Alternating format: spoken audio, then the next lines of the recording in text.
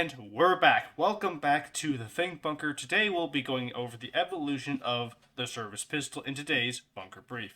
Now, before we start, as usual, I'd like to, if you're a returning viewer, welcome back. We're glad to have you, and we appreciate you coming back, and we're glad that you are just as psychotic as us to enjoy listening to us talk about military and firearms, because we as nerds must stick together.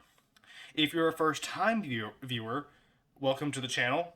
I'm glad that this video has appealed to you, and you ideally will watch the video all the way through, and hopefully the other kinds of content and the other topics we will cover will appeal to you further. Also, we have newer types of videos, briefs, specifically newer briefs coming out. Once we cover the general evolution of certain pieces of equipment, we'll then go into specific nations and even specific notable pieces of equipment. That's where the fun begins. If you like to see that, hit like, subscribe. Heck, even comment. We'll add it to the list. We will add it to a list. In fact, one of the slides we have here in the Service Pistols brief in this video is actually because of a subscriber who suggested it, and as such, we did it. Same thing with our last brief on shotguns. So, with that out of the way, the Service Pistols. On to the first slide. Flintlocks. So, I'm just gonna be honest with you. They're pretty much short muskets in a lot of capacity, because they were, I mean, in their inception, the flintlock was a weapon that was meant to be able to be used as a utility weapon in a close quarters defensive situation wherein an officer needed to defend himself. Which, that's another thing. Typically, these were only issued to officers in the battlefield, and as a result, these would be used for personal defense, because officers are expensive, and around the time that these were used, typically royalty, so you didn't exactly want them dying on the battlefield. But as far as mechanically goes, they're just muskets, but short. They just have no barrel length, and pretty much no barrel length, and no buttstock whatsoever to speak of. There were a few designs, as you can see in the bottom left there, that were multi-barrel for multiple shots. But other than that, you got a bore, you got a hammer, you pull the trigger, hopefully you hit something. I was gonna say on the topic of multiple barrels on Flintlock, it was actually, of course, they're very uncommon. Multiple barrels, of course. 99.9% of all the Flintlocks you're gonna see, Flintlock pistols that is, are going to have single barrels. Now they did remedy this. It was funny because a lot of pirates would actually hold multiple flintlocks on them at any given point in time. They would just have multiple pistols in pockets. I don't know where they keep them.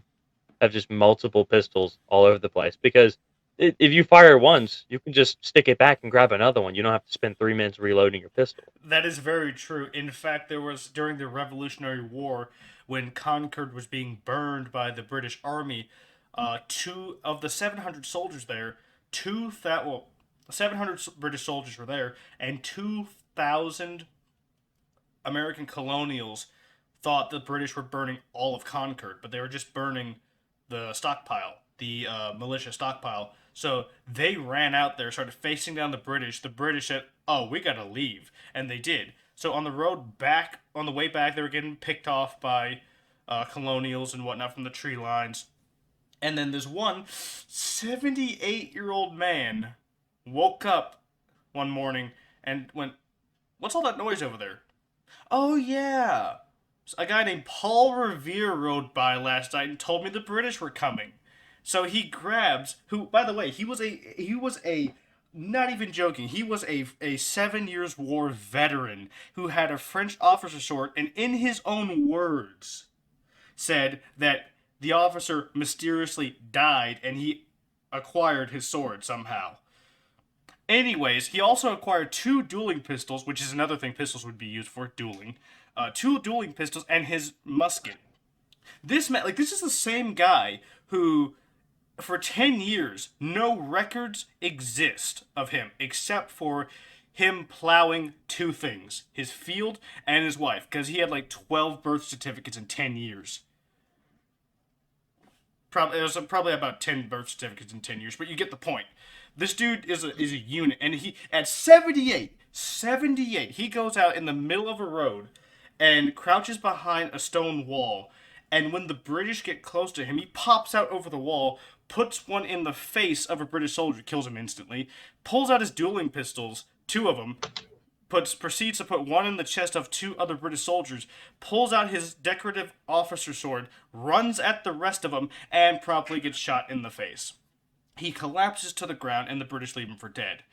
He then went on to live to the a to he then went on to live till the year about 1792, because he survived this encounter. By God's miracle, was the only thing that kept him alive. But anyways, tangent over. Yeah, pistols. In addition to officers, they were also handed out to cavalry units because cavalry can't really load muskets on horseback. They can load carbines, but they can't really um, maneuver around the large muskets to properly load them. But the pistols are small enough where it's not really a problem. But traditionally, cavalry would mostly stick to swords and lances. Another thing But about the flintlock, on that, to Kento's point, that they were much easier and took less time to load because they had a much shorter barrel. correct. I think that's all I got here. I'm good here. Same here. So, but with that in mind, with flintlocks, as you do with the blunderbuss, you needed more shots, and to be able to load that shot much faster. This is where we get into revolvers, also known as wheel guns. Uh, when they first came out, they were the black powders, the I think believe the Army Navy pistol, wherein you had to, like a flint like a black powder weapon, you had to pack and load each individual cylinder. Well, I mean each individual chamber for each cylinder, and you would have 6 shots. Now, these pistols were single action, meaning you had to cock the hammer each time. Then cased ammunition would come out, which would expedite the loading process, much similar to that of, say, trapdoor rifles and lever actions. Now, with that in mind, there were also things called pepperbox guns that were multi-barrel, multi-chamber, and you pull the trigger and the chambers would go off, or you could have one chamber go off, or you could have multiple, and they're pepper box because you peppered your enemy with shot. But those things were so cost to benefit ratio low, and they're heavy, more material, exhaustive to manufacture. So a 6 shot repeat, 6 shot cylinder gun was much more cost effective than a pepper box gun. There was also a few designs for revolvers that had rotating barrels, but then they just settled on the rotating cylinder with one barrel. Different ways you would load these, apart from excluding the black powder, because I just mentioned that. You could, like the Colt single action army, wherein you flip open a lever or a little hatch. You can just you drop a shell in, and then you rotate it, and you have to do that 6 times. And then when reloading, you have to knock each casing out, and then put a new shot in, and repeat the process. Another way was you could just remove your cylinder and throw it away and pull out a new one. I have seen instances or accounts of people doing that. Not exactly recommended, but you could do that. It expedites the loading process. Another way was actually break action. I'm not even joking. You would break your revolver open via a lever. Actually, the bottom left image there. is that exactly. You see that there's a little lever in between the hammer and the cylinder. You hit that, it would allow you to open the gun and to expedite the loading process. But then eventually they settled on the, what would you call it? The drop down cylinder design where you pull you pull a lever and you can drop the cylinder out, as you've probably seen in movies and video games where you can load each individual shot or speed load it. So revolvers actually have gone through a lot of changes throughout the years to expedite the loading process. Hmm. And to note about the early revolvers, they were a pain in the neck to load, but you were given 6 shots. You would get 6 very quick consecutive shots, but loading it was a significant pain, and you would need to stop what you're doing. It would be almost impossible to load on horse because you need to remove the used percussion cap out of the back, reapply a percussion cap, pour in your powder, your wadding, and your shot.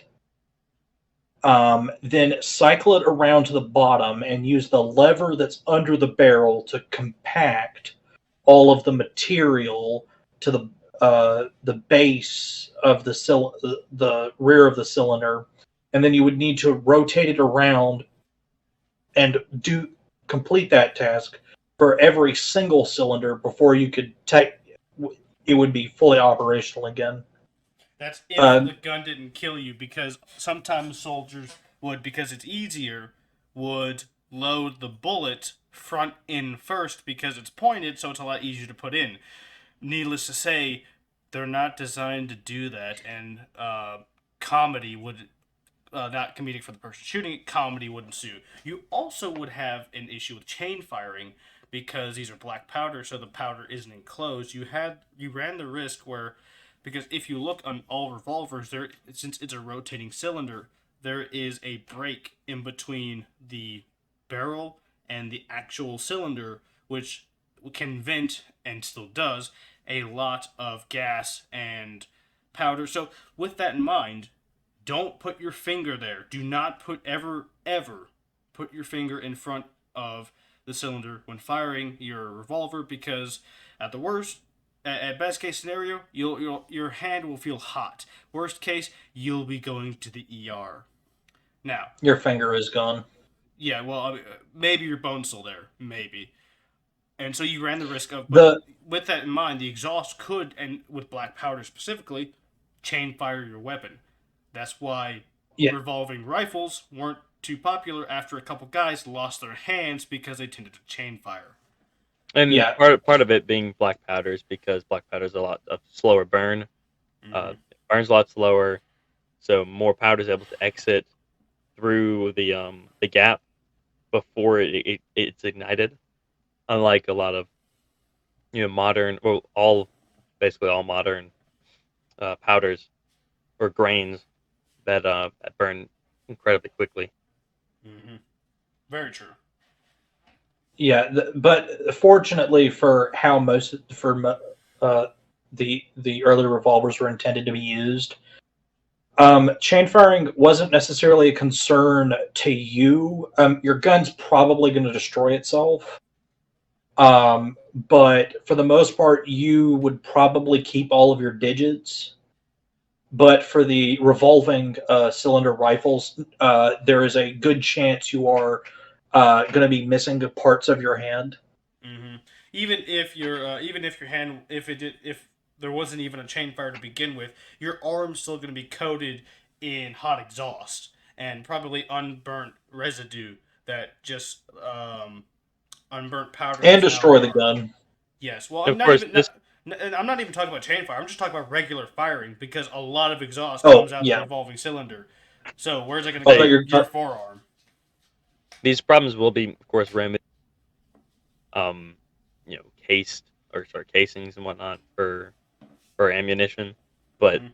the Yeah. revolving rifle, I'd say, unfortunately, still isn't very popular.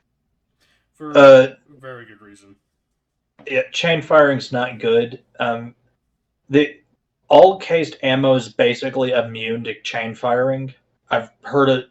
It takes a lot to go wrong for it to chain fire. The only like modern weapons that have gotten close to having a severe problem with this is stuff like the G3, where they use caseless ammunition, No. which is like it's a fine idea. It's fine, but if your gun overheats and reaches a high enough temperature, the gun can decide that you're gonna, something's gonna come out the end of the barrel. Now it doesn't matter what it's pointed at. Or unless you have like an M249 saw where your chamber gets so hot that you don't even have to pull the trigger, it's just going to continue to cycle and cycle and cycle until it runs out of ammo. In which case, you just break your belt and then it runs out of ammo. Yeah. Break the belt, do whatever, point it away from, anything that you don't want to destroy, and Right, just let it finish itself. I would say, regardless of a lot of these issues, the revolver was, of course, an incredible upgrade from a regular Oh, Flintlock. yes. Oh my gosh. Yes. It was such a quality of life upgrade, especially because a lot of engagements where the pistols were used in the first place, it was sporadic at best. So, it would be something like someone's charging the officer would pull the gun out and the person shoot them. Okay, that person's gone. Crisis averted. With this one, since you have 6 shots that are readily available at any given point, you can have up to 6 people run at your officer. He can take them all out, and he has all the time in the world to reload. So instead of holding 6 guns on you, can only hold 1. Yes. Or just do the pirate thing and have like 3 or 4 bandoliers filled with guns, and then 2 in each pocket. And that's not counting like the micro pistols, like the Derringers that came out. I'm surprised the Derringer pistol was not designed by Keltec. Look what they have to do to imitate. Actually, it was designed by Keltec. Keltec discovered time travel. Mm-hmm. Rip Abraham Lincoln. Those of you who don't know, Keltec is I want to say, the closest we have to a definition of a meme gun manufacturing company. They manufacture firearms specifically for the funny. They're actually pretty reliable for it. Like this Keltec Sub 2000. That's actually pretty reliable. Yeah, they just came out with the V3 of that thing. It's nice. All their guns, all their meme weapons are really good. So I mean, all right, I've one last thing to say about revolvers. So along with them being incredibly efficient, of course, when compared to Flintlock pistols, they also didn't weigh all that much in comparison to Flintlocks either. I mean, they weren't incredibly heavy. Being able to fire, of course, 6 times the amount of ammunition, even more in some cases. Of course, you have different. The average, of course, is 6 shots. That just seems to be where it falls on. But it didn't weigh all that much. It was just a better upgrade in general. Of course, there were moving parts, mechanical pieces, so it's more complicated in that way. But overall, incredibly good advancement to firearms. I would take my risk with the 6-shot revolver over Flintlock any day. Absolutely, any day. And the thing is, with that, that's the unique thing about revolvers. If you have a jam, and you still have ammunition left to fire, click up. Well, you just cycle it, much like a Gatling gun. You can just cycle the round, and it'll just move to the next round. You don't have to clear out a jam like you do with a slide pistol. I will say this, that despite popular opinion, you can jam a revolver. It is very hard to do. It's one of those. It's like a full house in poker. It's really tough to do. Yeah, you've got to mess something up bad. The other thing is you can potentially double fire these things. And the double firing revolvers has taken out a few people before. That would be specifically on revolvers It, that are double yeah, action, right? Yes. Go watch no. So basically, it should work on either of them, if I Oh, remember the so physics behind it. Basically, no, it would have to be double Yeah, actions. because double firing, you could. It's I think in the instances where you pull the trigger and your gun's coming back, and then you just pull and you tense up and you pull the trigger again. No, basically, when you fire the gun, so the hammer comes down, strikes the cartridge, and the hammer's supposed to rest there. But when you double fire it, the your grip gives, so the hammer sort of comes back up just enough to get off a second shot. But I'm still thinking that would Oh, have to be double action. yeah, that would have. I mean, it could work for single action. The double firing I've seen, where double firings I've seen, it's basically where you just squeeze too And hard because you're trying to maintain control of the gun, and you pull the second. You pull on a double action. I think I could also be just having a retard moment here, and it is double actions. I think it would have to be because you can't advance the cylinder unless it's a double action. Yeah, You'd that's have what to pull I'm. the hammer That's back true. again. That is true. Don't take advice from men. With that said, also we're not sponsored by Celtic, although I wish we were. With that in mind, Keltec, send me a sub 2000. yes, we will review it. We would no, I'm not even joking.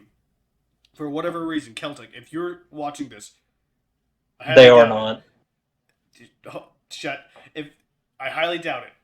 However, we will review that gun to the moon. I almost want to bet that to an extent that won't happen. That if Keltec said that, I would buy a sub 2000.